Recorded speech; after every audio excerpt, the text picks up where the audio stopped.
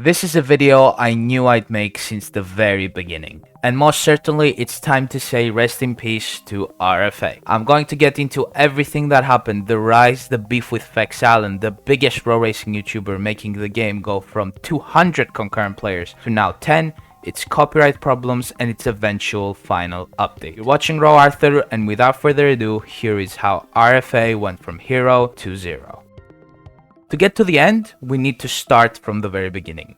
I jumped on a call with RFA's owner and I got to know some more details about the backstory of the game. The very first version of RFA released in 2019. But Arthur, it clearly says in the description of the game that it was released in 2021. That's what I thought as well until we jumped on that VC. Apparently in 2019, Moon Audi released the very first version of RFA filled with free models. He himself said in the voice call that the game was, to put it simply, shit. What I also found out is that the game got copyright striked from RSS because their models were in RFA. After that, Moon Audi told me that the creator of Formula Racing, Yi the Juice Man, contacted him and gave him his own car models so that he could avoid being striked in the future. Then and there was when RFA got reborn. Well, it took quite a long time to get to the high numbers, but what I mean by reborn is that it was back on Roblox. Some of the starting tracks were Hockenheim, Monza, and Austria. After a couple of big updates which brought in new tracks, Moon Audi announced that he wanted to shift his development focus from just the F1 game to Formula E games. He did the best of both worlds and he implemented it alongside his F1 game. Alongside it, he started developing European F3s. And that's when the idea of iRacing inside Roblox was born. Unfortunately, the Formula E game didn't last much and the F3 never made it, which was quite sad considering no other game has F3s. From what I was told, the Formula E game mode was removed because it wasn't good quality and Moon Audi was back on track. I mean, they did release a bus racing game in between all that, which was honestly pretty fun to drive, but that's besides the point. Fast forward a few updates in, the game got a race mode, fuel mixes, ERS, damage, and Monaco.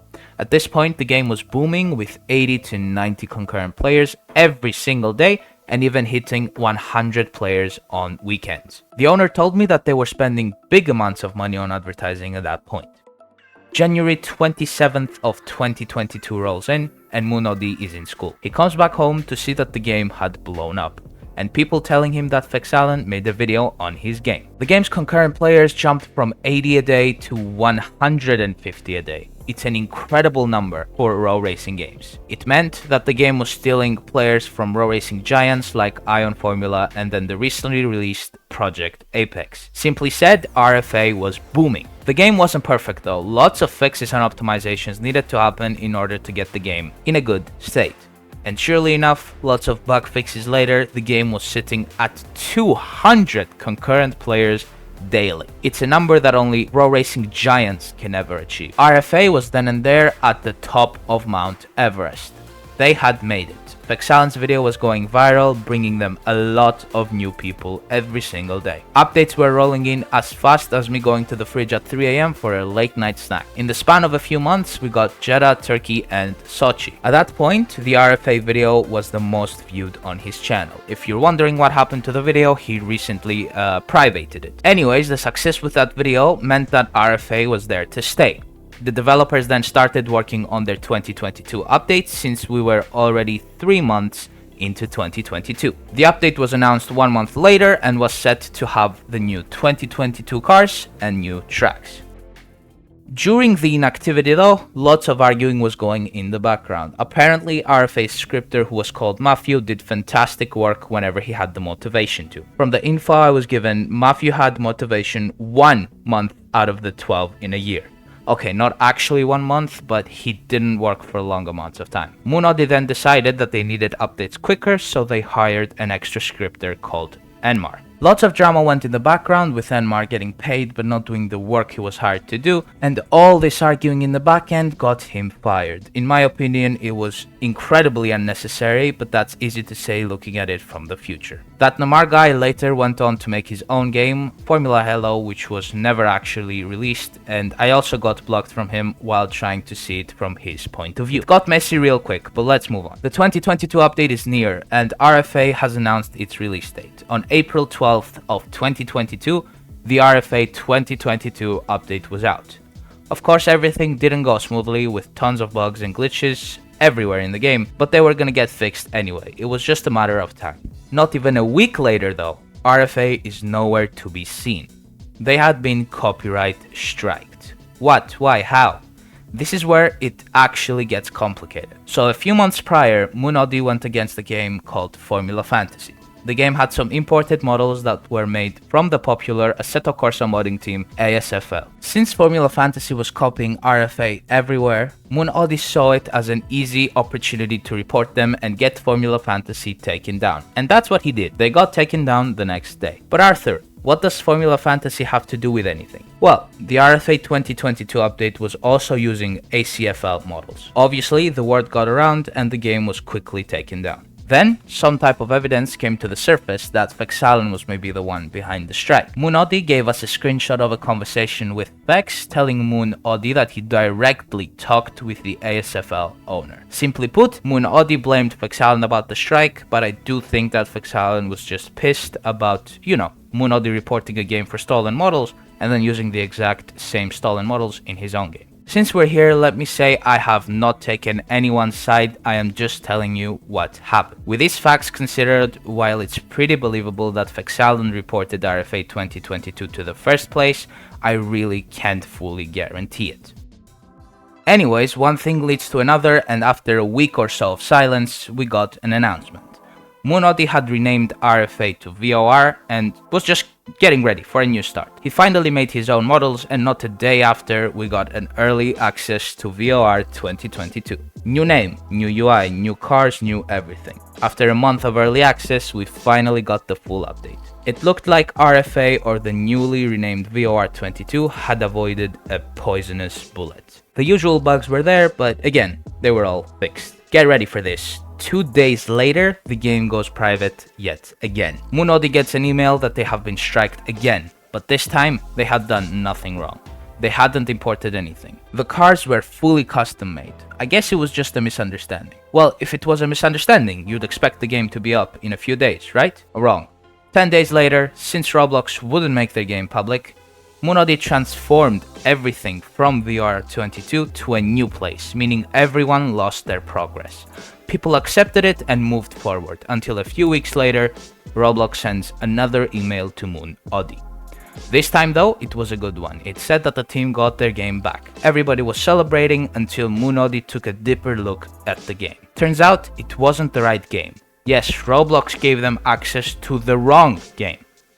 If you want to show your friends how dumb Roblox moderation is, just show them this.